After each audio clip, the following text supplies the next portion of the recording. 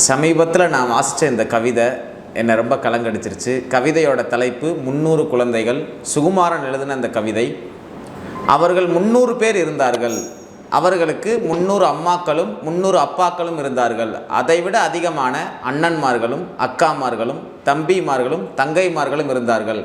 அவர்கள் 300 பேர் இருந்தார்கள். அவர்களுக்கு 300 வீடுகள் இருந்தன. அதைவிட அதிகமான செல்ல பிராணிகளும் செல்ல விலங்குகளும் செல்ல பறவைகளும் இருந்தன. அவர்கள் 300 பேர் இருந்தார்கள். அவர்களுக்கு 300 அழுகைகளும் பசிகளும் விடாய்களும் இருந்தன. அதைவிட அதிகமான விளையாட்டுகளும் பாடல்களும் இருந்தன. அவர்கள் 300 பேர் இருந்தார்கள்.